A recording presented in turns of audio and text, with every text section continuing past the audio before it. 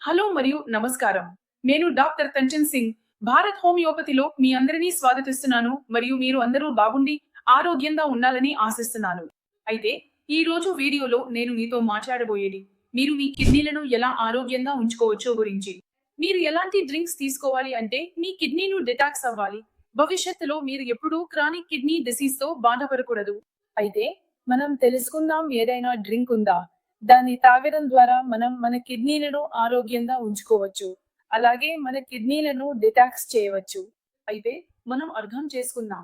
మీకు అందరికీ తెలిసినట్లే కిడ్నీ పని ఏమిటంటే మన రక్తాన్ని ఫిల్టర్ చేయడం, మన శరీరంలోని టాక్సిన్స్ ను బయటకు పంపించడం, అలాగే మన ఎలక్ట్రోలైట్స్ ను సరిగా బ్యాలెన్స్ చేయడం, బీపీని కూడా నియంత్రించడం. మన కిడ్నీ సరిగ్గా పని చేయకపోతే ఇవే వ్యర్థ పదార్థాలను బాగా ఫిల్టర్ చేయలేకపోతుంది. దాంతో మన రిపోర్ట్స్ లో మన క్రియాటినిన్ పెరిగిందని, మన యూరియా పెరుగుతోందని కనిపిస్తుంది. మనకు ఉన్న అన్ని పారామితులు కూడా పెరుగుతున్నాయి. అలాంటి పరిస్థితిలో మన కిడ్నీ ఎప్పుడు క్రానిక్ కిడ్నీ డిసీజ్ వైపు పోకుండా ఉండాలంటే మనం ఏమి చేయాలి? మన కిడ్నీ జీవితాంతం ఆరోగ్యంగా ఉండాలంటే నేను చెప్పబోయే డ్రింక్స్ ను మీరు జాగ్రత్తగా వినండి. మొదటి డ్రింక్ అంటే అది ఖలా ధనియా. ఇది మన కిచెన్ లో సులభంగా దొరుకుతుంది. అలాగే మార్కెట్ లో కూడా సులభంగా లభిస్తుంది.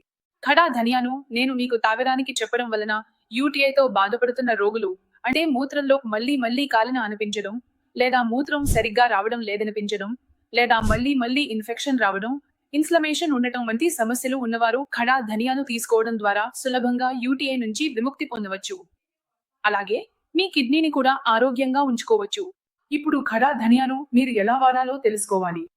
ఏమీ చేయాల్సిన అవసరం లేదు. మీరు ఒక గ్లాస్ నీళ్లు తీసుకోవాలి. చిన్న స్పూన్ తో అర స్పూన్ సబూత్ ధనియాను, అంటే ఖడా ధనియాను నానబెట్టాలి. ఉదయం లేచి దాన్ని వడకట్టి తాగాలి.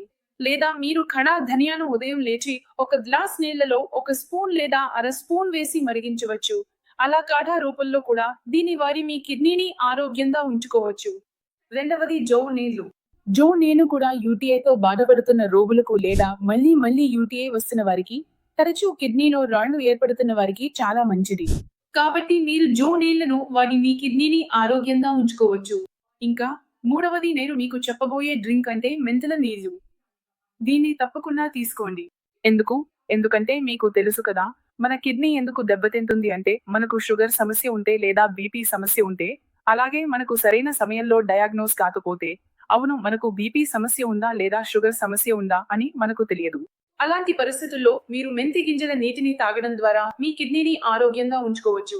ఎందుకంటే మెంతి గింజలు మీ షుగర్ను నియంత్రిస్తాయి, బ్లడ్ ప్రెషర్ను కూడా నియంత్రిస్తాయి, అలాగే మీ కిడ్నీ ఆరోగ్యాన్ని మెరుగుపరుస్తాయి. కాబట్టి మీరు మెంతి గింజల నీటిని తాగడం ద్వారా సులభంగా మీ కిడ్నీని డిటాక్స్ చేయవచ్చు మరియు మీ కిడ్నీ జీవితాన్ని పెంచుకోవచ్చు. ఇది కాకుండా నేను మీకు చెప్పబోయే నాలుగవ చిట్కా తులసి నీరు. అవును, తులసిలో యాంటీ ఇన్ఫ్లమేటరీ లక్షణాలు ఉంటాయి. తులసిలో యాంటీ ఆక్సిడెంట్ గుణం కూడా ఉంటుంది. ఇది మన కిడ్నీపై వచ్చిన ఆక్సిడేటివ్ స్ట్రెస్ ను తొలగిస్తుంది, ఫ్రీ రాడికల్స్ ను తొలగిస్తుంది, ఇన్ఫ్లమేషన్ ను తగ్గిస్తుంది. అందువల్ల మీరే ఆలోచించండి.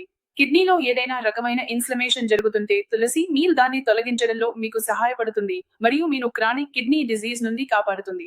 కాబట్టి నేను ఆశిస్తున్నాను ఈ రోజు నేను చెప్పిన అన్ని డ్రింక్స్ మీకు ఉపయోగకరంగా ఉంటాయి. ఎందుకు? ఎందుకంటే ఇది మీ కిడ్నీ జీవనాన్ని మెరుగుపరుస్తుంది. ఇప్పుడు ఇక్కడ ప్రశ్న ఏమిటంటే, క్రానిక్ కిడ్నీ డిసీజ్ తో బాధపడుతున్న రోగులు ఇవి తీసుకోవచ్చా అనేది. మీరు తీసుకోవచ్చు, కానీ తక్కువ పరిమాణంలో మాత్రమే తీసుకోండి, ఎక్కువగా తీసుకోకండి. ఎందుకంటే మీరు ఎక్కువగా తీసుకుంటే లేదా రెగ్యులర్ గా ఇవి తీసుకోవడం ప్రారంభిస్తే మీ కిడ్నీ ఈ పదార్థాలను బాగా ఫిల్టర్ చేయలేకపోతుంది. ఎందుకంటే మీ కిడ్నీపై ఏదో కారణం వల్ల ఇంజరీ వస్తోంది. అది బీపీ కావచ్చు, షుగర్ కావచ్చు, లేదా ఇంకే ఇతర కారణం అయినా కావచ్చు. కాబట్టి నేను మీకు చెప్పిన ఈ డ్రింక్స్ వాళ్ళ కోసం మాత్రమే, తమ కిడ్నీని ఎప్పటికీ ఆరోగ్యంగా ఉంచుకోవాలనుకునేవారు మరియు దాని పనితీరును మెరుగుపరుచుకోవాలనుకునేవారు. అయితే ఈ రోజు వీడియోలో ఇంతే. మళ్ళీ నేను తదుపరి వీడియోలో కలుస్తాను. అప్పటి వరకు ధన్యవాదాలు.